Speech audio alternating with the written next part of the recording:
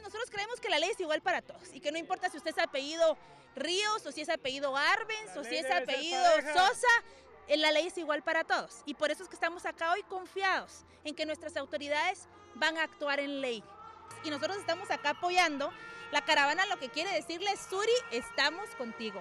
Suri, te queremos de presidenta. Suri, aquí estamos, tu gente, diciéndote que sí creemos en ti, que sí creemos.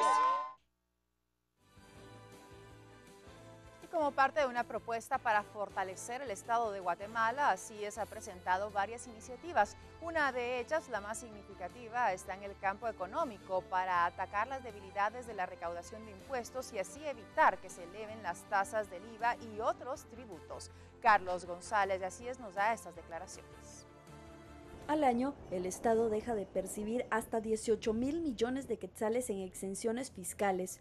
Una de las vías para incrementar los ingresos tributarios, dice ASIES, es eliminar estas condonaciones de impuestos. Aunque la Constitución protege de impuestos a iglesias y a la educación, los investigadores creen que las exoneraciones se han desvirtuado. No se trata de que se les quite, sino examinar en qué medida se pueden hacer algunos cambios, sobre todo en el área educativa, donde hay actividades que no son propiamente el costo de la educación, sino servicios adicionales como librería, transportes, etcétera, que parecieran no justificarse el que estén exentos de impuestos. El fortalecimiento de la Superintendencia de Administración Tributaria es obligatorio, dice ASIES, así como la aprobación de las leyes de transparencia y la del secreto bancario. Se cree que con solo la aprobación de la ley ya habría una mayor recaudación por el temor de no llevar contabilidades, por ejemplo, duplicadas, unas para fines fiscales y otras para fines de crédito, por ejemplo. Otro temor, quizá el más grande de ASIES, es que el Congreso pretende incrementar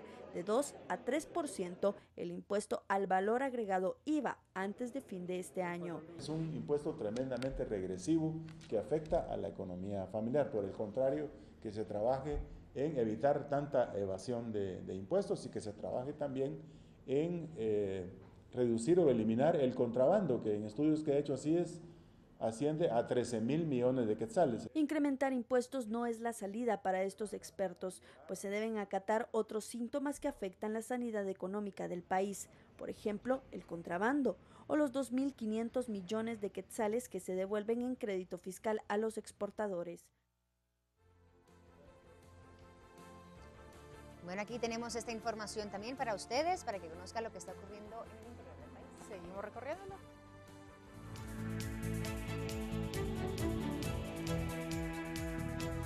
Damos vuelta de página y conocemos lo que sucede en el interior de nuestro país. Y ponemos en pantalla la portada del Quetzalteco. 3 capturadas llevaban revólver.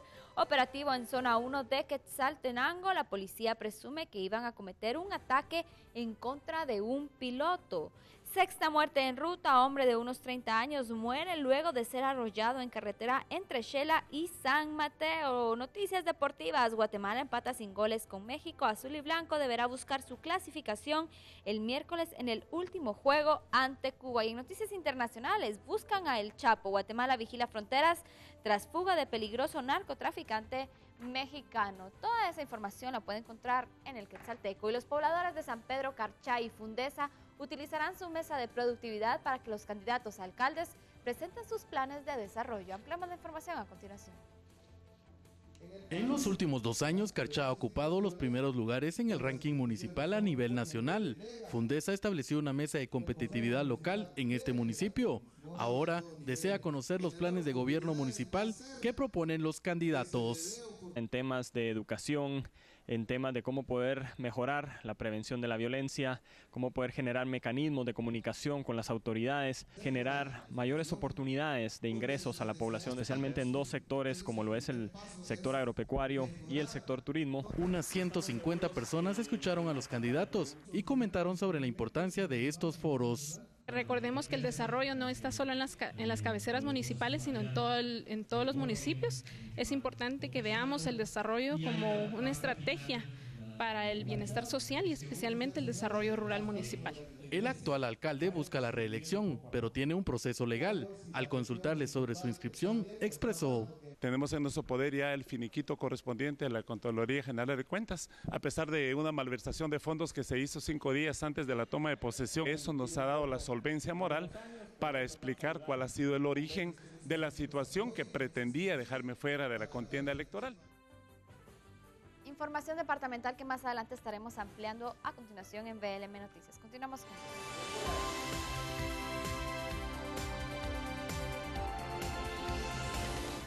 Así es, enseguida más información de Guatemala, pero ahora tenemos que seguir analizando qué dicen otras portadas internacionales y lo hacemos en tiempo real.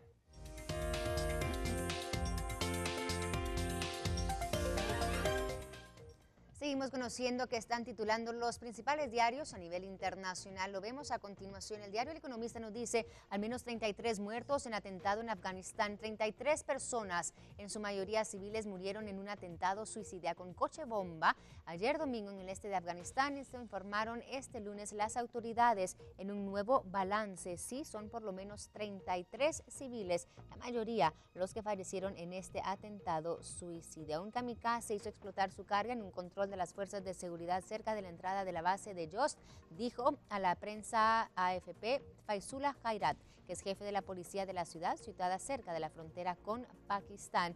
El atentado tuvo lugar a última hora de la tarde, justo antes del iftar, la cena que rompe el ayuno durante el Ramadán. Así lo precisaron las autoridades.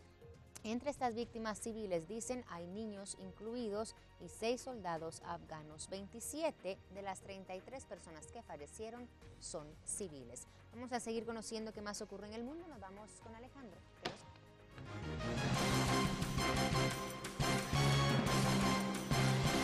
Una tregua implícita relacionada con el mes santo del Islam no fue respetada y los combates en Yemen continúan. Varios entes observadores se muestran preocupados por el aumento de las víctimas mortales. La tregua no se respeta en Yemen.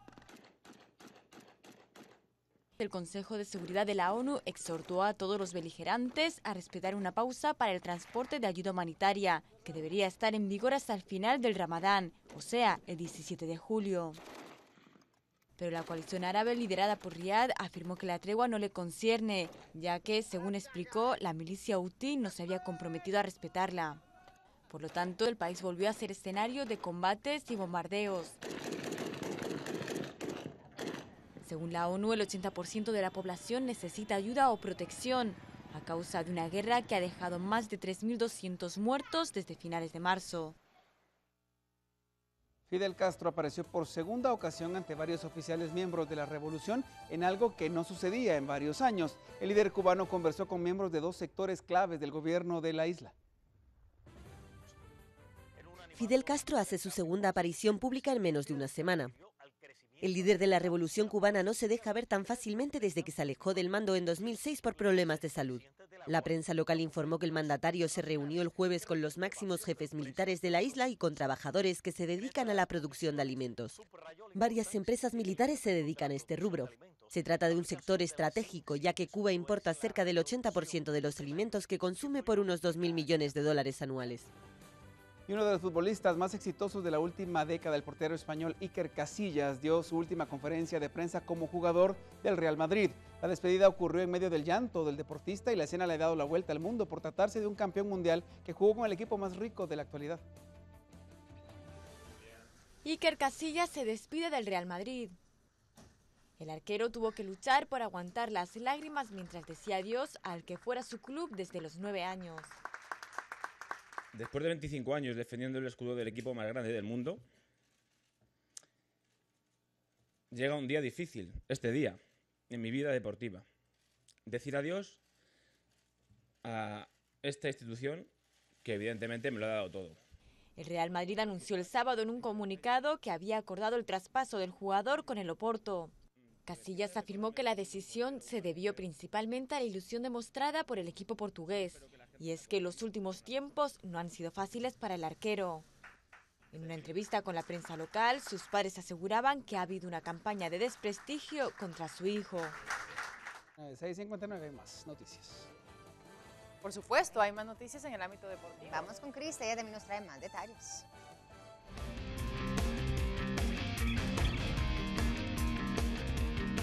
Tenemos que seguir hablando del deporte y ahora destacamos el tercer día de competencias de los 17º Juegos Panamericanos de Toronto, en donde, bueno, los campeones panamericanos Ana Sofía Gómez y también en la gimnasia y también Kevin Cordón en el bádminton tuvieron una buena jornada que les permite continuar y avanzar a la siguiente ronda de sus especialidades. Kevin Cordón es el único en los cuartos de final y Ana Sofía Gómez que va a avanzar entonces por esa medalla de oro. Vamos a ver.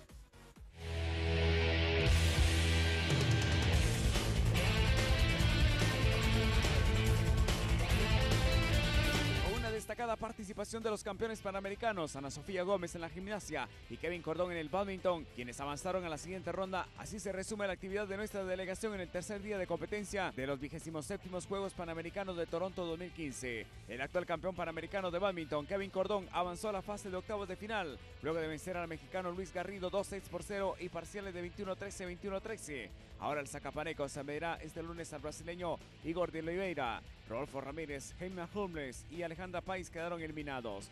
Otra campeona panamericana, Ana Sofía Gómez de la gimnasia, brilló en su debut y alcanzó a meterse a 3 finales para disputar medallas en una jornada memorable del fin de semana. Las pruebas donde disputará medallas, Gómez registró 12.200 puntos en las barras asimétricas, además en el piso de 14.000 y en la rutina donde ganó el oro en Guadalajara en la viga de equilibrio registró 14.300 puntos. Además de Gómez, Jorge Vega el sábado se metió a la final en el salto del potro y en el piso respectivamente.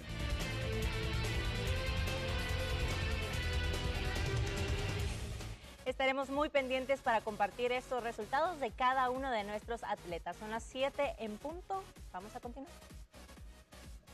Excelente por ellos, ¿verdad? Muy orgullosos de nuestros atletas. La verdad es que sí, seguimos hablando de lo nuestro, de lo que nos llena de orgullo a través del segmento de Raíces Vivas. Vamos con Novelina. Este segmento de Raíces Vivas que vamos a aprender el día de hoy acerca de nuestra Guatemala, pues entonces hoy les hablamos un poco acerca de Tacalica Baja. Tacalica Baja es una ciudad maya de 800 años antes de Cristo al 900 después de Cristo. La antigua ciudad Tacalica Baja desempeñó por más de 2 milenios un papel importante en la historia maya antigua. La metrópoli ubicada en la región de la costa suroccidental de Guatemala, Retaluleu, mantuvo una actividad comercial que corresponde desde el período preclásico medio al clásico tardío, 800 años antes de Cristo al 900 después de Cristo, es decir, de las más largas reportadas del mundo maya. Se cree que la importancia del sitio tuvo que ver con el comercio de la región. Su ubicación era excelente para el paso que conecta la costa con el altiplano y para la producción del cacao. Tacalica Baja conserva evidencias de la influencia olmeca y maya en monumentos y estructuras. La ciudad está asentada en 9 terrazas naturales reunidas en 6.5 kilómetros cuadrados, aunque actualmente solo una porción de ella corresponde al Parque Arqueológico Nacional. En Tacalica Baja se encontró el sepulcro perteneciente a Cuchman, el abuelo buitre, quien fue el líder de esa ciudad. Los 3 arqueólogos que integraron el equipo de trabajo del Parque Arqueológico Nacional descubrieron el lugar donde yacía el máximo líder político y religioso de la ciudad. El hallazgo representa el entierro maya más antiguo de Mesoamérica, data del 770 al 510 a.C., es decir, la segunda parte del preclásico medio, y la fosa data del 770 al 510 a.C.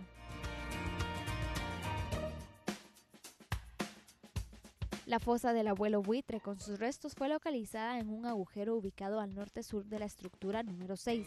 El nombre abuelo buitre fue decisión de los mismos arqueólogos que lo encontraron, debido a que no hay escrito que revele su verdadero nombre. Sin embargo, él se encontraba con una pieza que asemeja a un buitre, la cual colgaba del centro del collar que conservaba. Ese símbolo en aquella época era símbolo de la máxima autoridad.